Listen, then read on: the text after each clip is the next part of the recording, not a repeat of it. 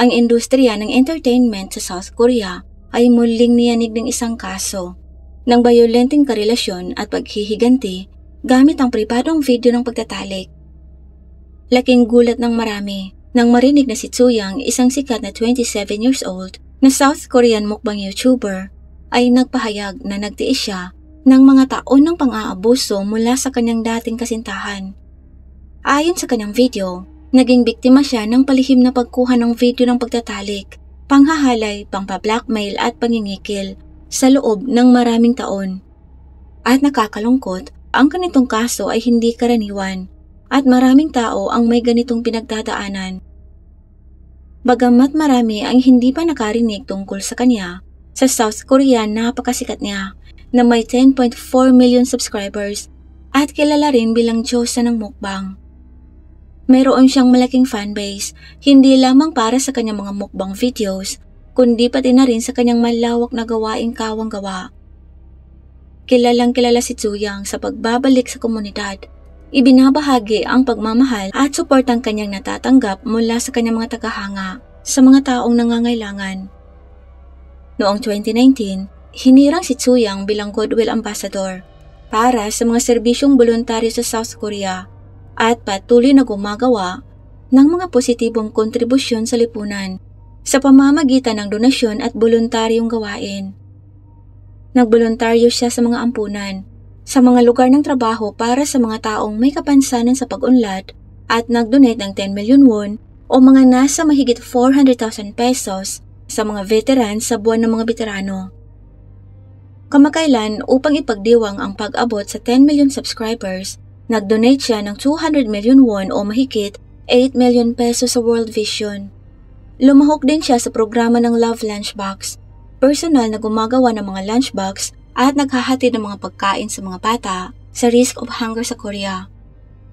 Sa kanyang pagiging sikat at mapagkawang gawa, walang sino man ang mag-aakala na ang isang YouTuber na tulad niya na hinahangaan ng milyon-milyon at palaging nakikitang masayahin sa kanyang mga videos ay nagtatago pala ng gayong kadilim na sikretos sa loob ng maraming taon. Pero sa parehong oras ay naiintindihan din ng marami kung gaano kahirap at kawalan ng kakayahan ang nararamdaman niya habang itinatago ang bahaging yun ng kanyang buhay mula sa publiko. Kung gaano niya kagustong ang madilim na lihim na yon ay hindi na sana malantad. Gayunpaman, kahit gaano ka pa kasikat at maimpluwensya, sa pagtatapos ng maghapon, babae ka lang din. Ang pamumuhay sa isang konserbatibong lipunan tulad ng Korea, kung saan ang mga video o larawan ng pagtatalik ay napakadaling makasira sa isang tao. Gaano man katindi ang pinaghirapan mo para buuin kung ano ang meron ka. Kaya tingnan po natin kung paano naging isang malaking issue ito sa Korea at kung ano ang alam ng publiko sa ngayon. Inihayag ng YouTuber na si Tzu-yang na ang tunay na pangalan ay Park Chung-won sa kanyang YouTube channel noong July 11, yun ay noon lang nakaraang linggo, na nagdurusa siya sa mga pambabanta at pangingikil mula sa kanyang dating kasintahan na naging manager niya sa loob ng maraming taon. Ang kasong ito ay hindi lamang tungkol sa kanyang mapang-abusong nobyo kundi pati na rin ang grupo ng iba pang mga Korean YouTubers na kilala bilang mga cyberwreckers. Ang cyberwreckers ay mga YouTubers na kilala sa paglalantad ng iba habang gaya ng alam ng marami, yung parang umaapila sila sa pampublikong kahulugan ng hustisya. Mahalagang nagsasagawa ng mga vigilante justice gamit ang kanilang mga platforms. Pero ang problema ay na ang ilan sa mga cyberwreckers na to ay ginagamit ang kanilang impluwensya para sa pinansyal na pakinabang sa likod ng mga eksena, gaya ng isinawalat ng kaso ni Tzu-yang. Kaya't ang buong sitwasyong ito ay nahayag matapos malantad ang pag-record na pinapakita ang ilang YouTubers na nag-uusap kung paano pagkakapirahan ang katotohanang si Tzu-yang ay pinagbabantaan ng kanyang dating nobyo para sa pinansyal na pakinabang. Noong July 10, naglabas ng recording ang channel sa YouTube na Garo Zero Institute na mas kilala sa tawag na Gasyon. Sinasabing may ilang kilalang mga YouTubers na sikat sa paglalantad ng mga pribadong bagay na sinusubukang mangikil ng pera kay Tzu-yang. Nagtatampok ang recording ng mga pag-uusap sa pagitan ng mga YouTubers na si Go Seok na sa kabalintunaan ay nagsasabing dalubhasa sa pagtulong sa mga biktima ng hindi patas na sitwasyon at si John Gokjin na kilala bilang isang detektor ng panluloko sa YouTube. Sa recording, tinatalakay nila kung paano gagamitin ang kahinaan ni Tsuyang at ang mga nakaraan nitong sikreto na hindi nito gustong malaman ng mundo. Batay sa kanilang pag-uusap, kung malalantad ang mga sikretong ito, mapipilitang magretero sa pagiging YouTuber si Tsuyang. Kaya mas mabuting pagtakpan nito at sa halip ay makakuha ng mga benepisyong pinansyal mula sa kanya kapalit ng pabor. Tinatalakay pa nila ang mga partikular na halaga. Iminumungkahi na dapat makakuha sila ng hindi bababa sa 200 million won cash o mahigit 8 million pesos. Sinabi ni Gasion na ang kabuoang perang natanggap ni Go Ji-ok mula sa panig ni Tsuyang ay humigit kumulang 55 million won o mahigit 2 million pesos. Gayunpaman, nakipagtalo si Go Ji-ok sa kanyang channel sa YouTube na hindi siya kumuha ng anumang nakakahiyang pera. Hindi rin umano siya nakikisali sa anumang nakakahiyang gawain. Kaya kung totoo ang mga recording na to, ano ang sikretong gustong itago ni Tsuyang sa publiko? Ito ay ang katotohanan na siya ay biktima ng pisikal na pananakit ng nobyo at sikretong kinunan nito ng video ang kanilang pagtatalik. Kinailangan niyang magdusa ng maraming taon ng pang-aabuso upang mapanatiling tahimik ang mga bagay at hindi malaman ng sinuman. At ang tanong ng marami dito, bakit siya na biktima ang dapat na nahihiya at sa sobrang takot ay kailangan niyang itago ang ganoong bagay? Matapos mailabas ang video, si Tsuyang mismo ay lumabas sa kanyang YouTube channel noong umaga ng July 11 upang ipaliwanag ang mga paratang na nagbubunyag na siya ay biktima ng bawal na pagkuha ng video ng pagkikipagniig nila ng kanyang dating nobyo na tatawagin nating si Mr. A. Nagtiis ng 4 na taon ng karahasan sa pagkikipagsama, pangingikil at pananakot mula sa nobyo. Inilarawan niya ang panahong ito bilang impyerno. Kaya't dito ibinahagi na ni Tsuyang ang tungkol sa kanyang nobyong si Mr. A na inilarawan niya bilang bayolente. Ayon kay Tsuyang noong una, parang napakabait naman ito pero di nagtagal ay naging abusado. Aniya binantaan siya ng nobyo tungkol sa palihim na inirecord nitong video ng pagtatalik nilang dalawa sa tuwing susubukan niyang makipaghiwalay dito. Binantaan siya gamit ang mga pribadong videos at sinabing ilalabas ito sa publiko. Ang banta na to ang nagpatahimik kay Tsuyang na lalong ginawang dahilan ng kanyang nobyo para tuluyan siya nitong makontrol na humantong sa mas madalas na pambubugbog na madalas na gumagamit ng mga payong at mga mapupurol na bagay. Sabi ni Tsuyang, halos araw-araw siyang binubugbog nito sa loob ng 4 na taon kahit na habang siya ay aktibo bilang isang mukbang YouTuber. Pinilit din siya nitong magtrabaho sa mga bar para sa pera.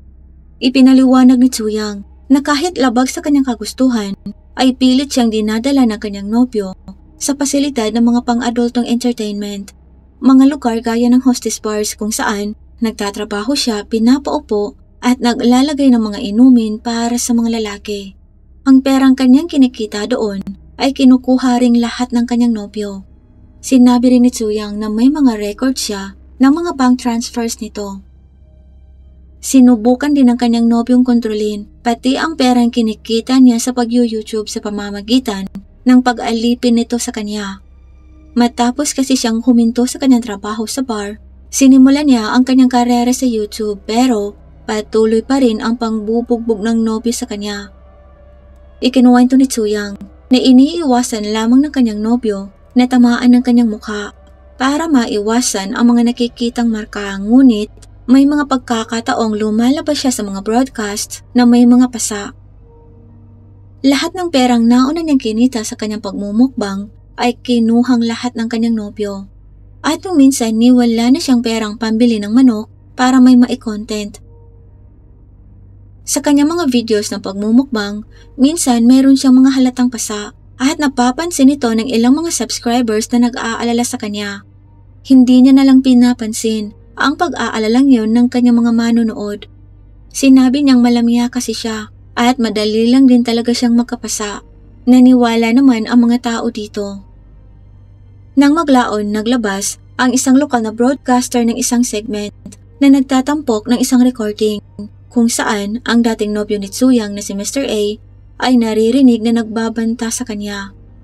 Maririnig dito ang pagkalabog ng isang bagay at sumisigaw na boses ng babae na pinaniniwala ang kay Tsuyang. Umiiyak ito, nakikiusap sa lalaking tumigil na at huwag siyang tapusin. Pinilit din si Tsuyang ng kanyang nobyo na pumirma sa isang hindi patas na kontrata kung saan kinuha nito ang 70% ng lahat ng kita ni Tsuyang sa broadcast, pati na rin ang lahat ng kita nito sa advertising. Kaya sa kabila ng pagiging isang YouTuber na may mahigit 10 million subscribers, hindi siya kailanman nakatanggap ng anumang kita sa advertising dahil kinukuhang lahat ng kanyang nobyo ang kinikita niya rito. Nabanggit ni Tsuyang na nagpakalat ang kanyang nobyo ng masamang chismis tungkol sa kanya sa mga kaibigan nito.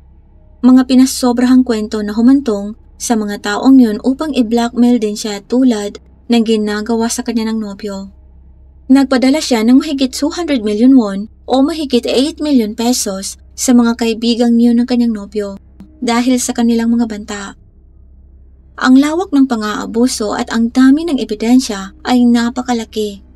Si Tsuyang ay nasa estado ng takot at kawalan ng magagawa dahil sa gaslighting.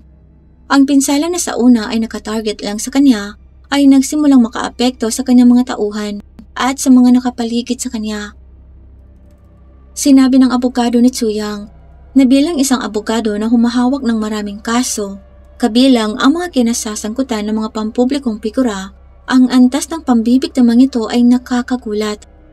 Sinabi ng kanyang abogado na pagkatapos kalkulahin at tansyahin, natukoy nila na higit sa 4 billion won o mahigit 160 million pesos ang perang nakuha ng nobyo nitong si Mr. A. Pakiramdam ni Tsuyang hindi niya matakasan ang kontrata noong panahong yon, kaya humingi siya ng legal na payo para ayusin ang lubhang di patas na tuntunin ng nasabing kontrata. Sa paon ng konsultasyong isinagawa ay hindi siya nagpakilala, kaya hindi alam ng mga advisors na si Tsuyang ang kliyente. At nang suriin ang kontrata, nakita nilang hindi ito pabor sa artist na hindi karaniwan sa industriya. Nang matuklasan nila na ang artist ay si Tsuyang, nalaman nila ang tungkol sa hindi patas na kasaysayan ng mga kontrata at ang patuloy na pagsasamantalang kanyang kinakaharap. Sinabi ng kanyang mga abogado na nagsampa sila ng reklamong kriminal laban sa kanyang dating kasintahan para sa nakagawi ang pananakit at mga pananakot kasama ng iba pang mga kaso, pati na rin ang pagbawi sa 4 billion won na nakuha ng nobyo mula sa kanyang mga kita sa YouTube at pagwawakas na rin ng eksklusibong kontrata.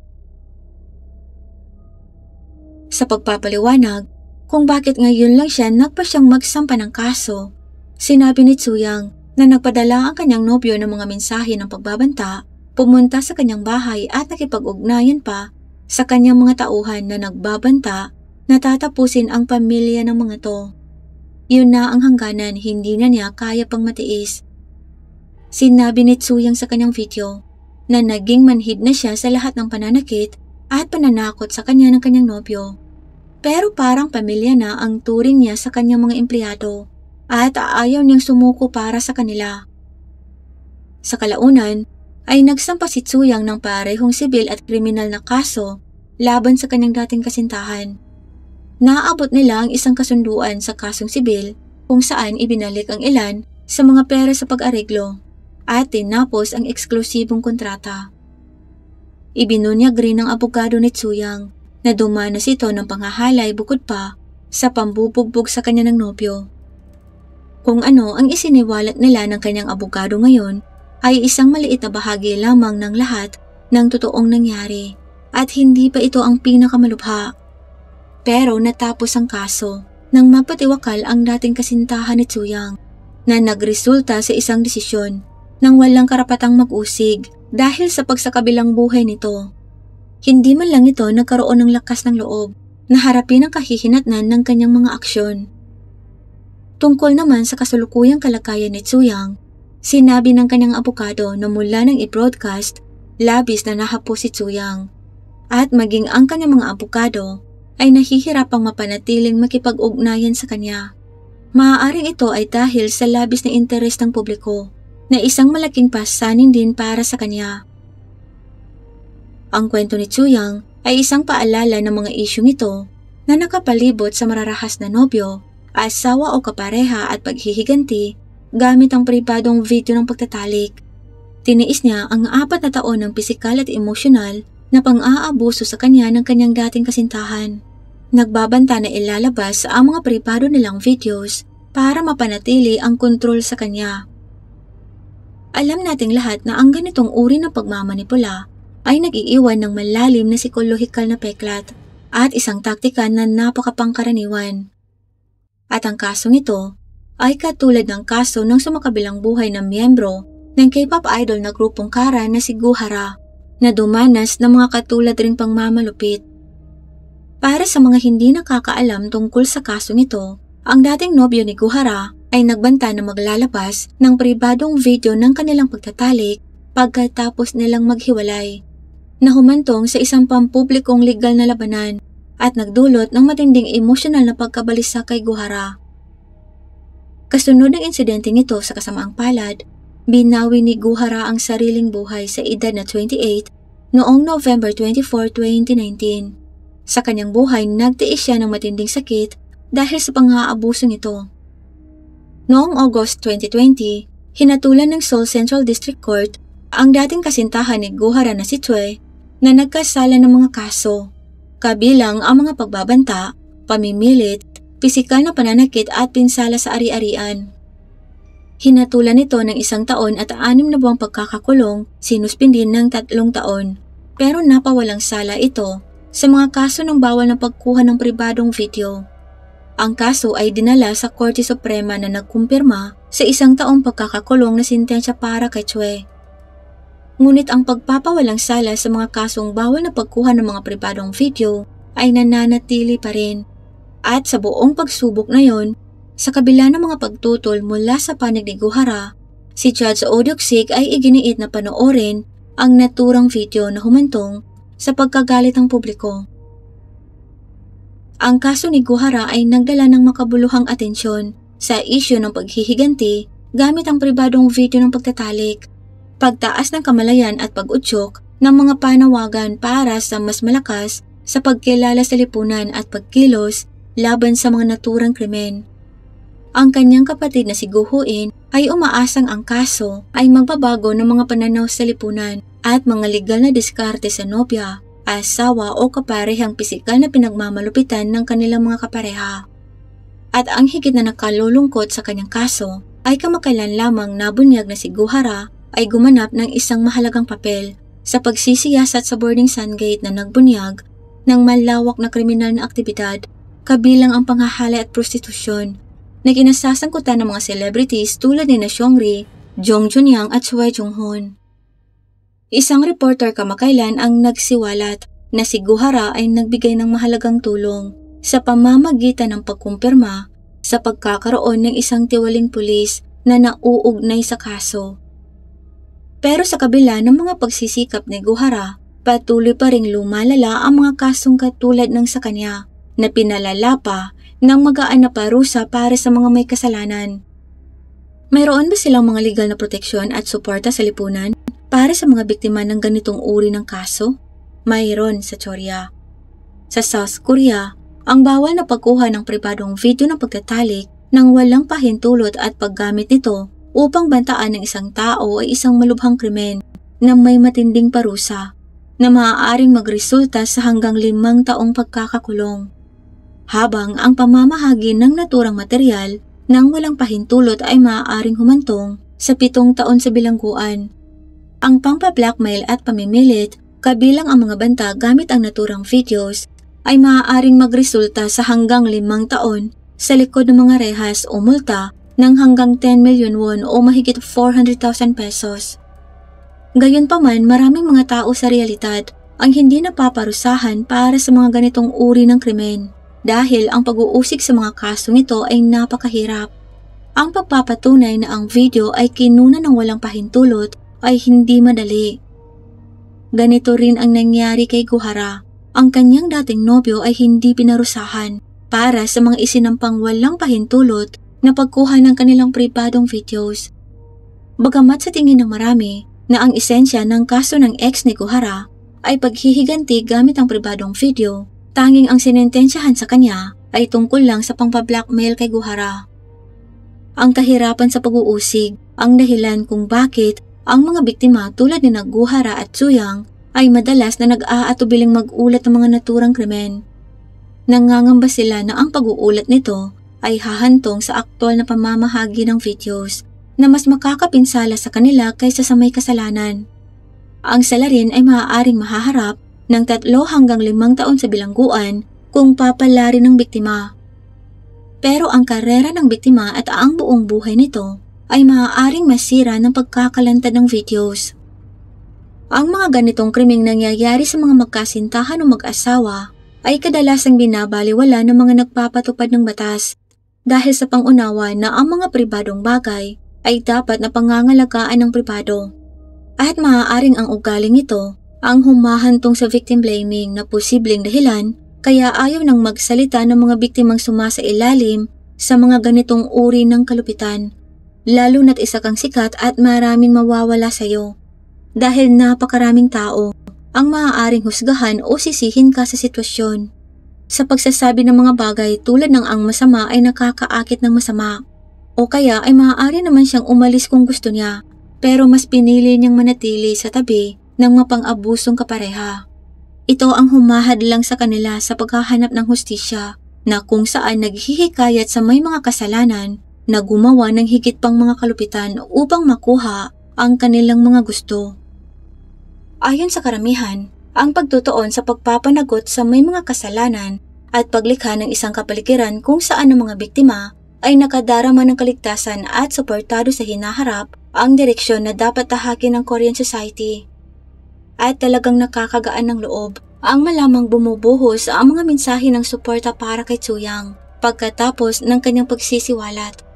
Ang reaksyon ng South Korean public sa kaso ni Suyang ay nagpapakita ng lumalaking kamalayan at suporta para sa mga biktima ng pangmamalupit. Isang araw pagkatapos niyang ihayag na sinaktan siya ng kanyang dating kasintahan, ang bilang ng kanyang mga subscribers ay tumaas ng halos 200,000 sa loob lamang ng isang araw. Ang kanyang channel sa YouTube ay napuno ng mga komento na nagpapahayag ng suporta sa maraming nangako na mag-subscribe upang sumuporta sa kanya. Pero meron ding isa pang issue na dapat pag-usapan. Itinatampok din ng kaso ni Suyang ang mga seryosong issue ng cyber wreckers. Tulad ng nabanggit kanina, ang kanyang pag-amin ay dahil sa gitna ng mga ulat na ang cyber wreckers ng mga YouTubers na dalubhasa sa mga paglalantad ay nagtangkang mangikil ng pera mula sa kanya sa pamamagitan ng pagbabanta na ibubunyag ang kanyang nakaraan. Ngunit ang lahat ng kasangkot na YouTubers ay tumatangging kumita mula sa mga bagay na may kaugnayan kay Suyang at nagsimula na rin ang pulisya ng investigasyon sa mga YouTubers na to. Naninindigan ng mga kritiko na ang YouTube na ginagamit ng mga Koreano sa average na mahigit 40 oras sa isang buwan ay naging palaruan para sa mga ganitong uri ng kaso kung saan ang peke at naglalantad ng nilalaman ay ginagawa para kumita. At ang platform ay walang gaanong nagagawa upang matugunan ang mga kriminal na aktibidad na to. Ang kakulangan ng aksyon ng platform laban sa gayong mga pag-uugali ay nagpapahintulot sa mga mandaranggit na to ang mga YouTubers na to na patuloy na nagdudulot ng karagdagang pinsala sa mga biktimang tulad ni Suyang. Nakakataba ng puso ang suporta para kay Suyang, ngunit kailangan din nating pag-usapan ang papel ng mga platform ng social media sa pagpupulis ng mapaminsalang nilalaman. Napakahalaga na ang platform tulad ng YT ay magkaroon ng responsibilidad para sa nilalaman na kanilang hino-host at gumawa ng mas malakas na aksyon laban sa mga taong nagsasamantala sa iba para sa pinansyal na pakinabang. Si Gu Ji-hyuk, na sangkot sa kasong sabuatan sa pangingikil kay Suyang, ay nahaharap na sa 4 na paglilitis para sa mga maling akusasyon at iba pang mga kaso. Inutusan siyang magbayad ng 20 million won o mahigit 800,000 pesos bilang danyos ng Korte ng Distrito ng Busan noong March ng nakaraang taon. at pinagmulta ng 10 million won o mahigit 400,000 pesos para sa paninirang puri ng Suwon District Court noong July 2022. Ang malala, ayon sa kanyang pahayag sa Gasiyan recording, sinabi niyang kahit na maidemanda siya, ang pinakamasamang mangyayari lang naman ay ilang daang libong multa lang. Noong July 15, 2024, inihayag ng legal na kinatawan ni Chuyang sa pamamagitan ng kanyang channel sa YouTube na ang isang reklamo tungkol sa kaso ng pangingikil ay itinalaga sa 3rd Criminal Division ng tanggapan ng taga-usig ng Seoul Central District. At sa parehong araw, kumilos ang YouTube para suspindihin ang monetization ng Karakula Media Gojiok at Jungkook Jin Channel alinsunod sa patakaran ng YouTube creator. Ipinapakita sa atin ng kaso ni Chuyang na kahit ang mga YouTubers na may milyong-milyong subscribers ay hindi immune sa pag-atake mula sa ibang mga YouTubers. Ang mga cyber record na ito ay higit pa sa paggawa ng mga maling video hanggang sa pangingikil ng pera sa pamamagitan ng pagbabanta na ilalantad ang mga pribadong detalye. Kasalukuyang hindi inuri ang YT bilang isang broadcast medium sa Korea na nagbubuklod dito sa jurisdiksyon ng mga batas sa arbitrasyon ng media. Kaya't habang ang mapaminsalang content ay maaaring iulat o alisin sa YT, ang platform ay binabatikos dahil sa pasibong diskarte nito sa pagregula ng mapaminsalang nilalaman. Kailangan talaga ng mas matibay na panuntunan para harapin ang ganitong uri ng nilalaman sa mga platform tulad ng YT dahil sa napakalaking epekto nito sa lipunan. Ang katapangan ni Chuyang sa pagbabahagi ng kanyang kwento ay isang wake-up call para sa ating lahat. Kailangan nating labanan ang karahasan sa pagkikipagrelasyon, ang paghihiganti gamit ang pribadong videos, at ang mga nakapipinsalang aksyon ng mga cyber wreckers. Sana makuha ni Chuyang ang hustisyang nararapat sa kanya at lahat ng sangkot ay mananakot. Ang tanging magagawa lang sa ngayon ay napatuloy siyang suportahan at ang iba pang katulad niya para sama-sama makakagawa tayo ng mas ligtas at mas nakakasuportang kapaligiran para sa lahat. Ito lang po para sa araw na to. Salamat po sa panonood. Mag-ingat po tayong lahat.